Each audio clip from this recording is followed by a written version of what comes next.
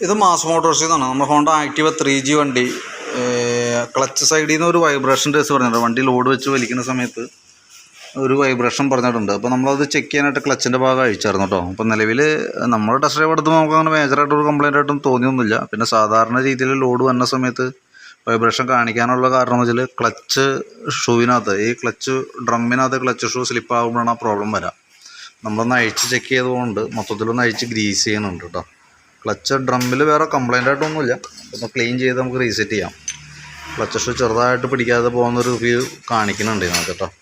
അപ്പോൾ അതായിരിക്കണം കംപ്ലയിൻറ്റ്. അതാണെന്നാണ് തോന്നുന്നത്. പിന്നെ പ്രത്യക്ഷത്തിൽ നമുക്ക് കംപ്ലയിൻറ്റ് കിട്ടാത്തതുകൊണ്ട് നമുക്ക് കറക്റ്റായിട്ട് അത് ഇന്നതാണ് അതിൻ്റെ കംപ്ലയിൻ്റ് എന്ന് പറയാൻ പറ്റാത്തൊരു കണ്ടീഷനാണ്. അപ്പോൾ നമ്മൾ ഫുള്ളായിട്ട് അഴിച്ച് ഗ്രീസ് ചെയ്യുന്നുണ്ട്. കാരണം ക്ലച്ച് ഗ്രീസിങ് നമുക്ക് ഓൾറെഡി എല്ലാ 10,000 കിലോമീറ്ററും അല്ലെങ്കിൽ വർഷത്തിലൊരിക്കൽ നിർബന്ധമായിട്ട് ചെയ്യേണ്ട ഒരു വർക്കാണ്.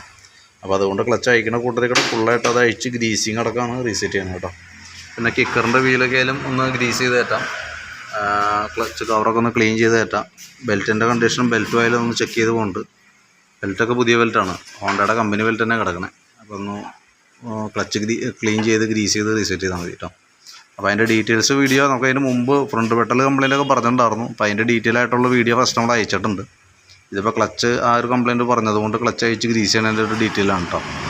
അപ്പോൾ അതും കൂടി ഒന്ന് വാട്സാപ്പിലേക്ക് ഇട്ടേക്കാം, നോക്കിയേക്കുള്ളൂ.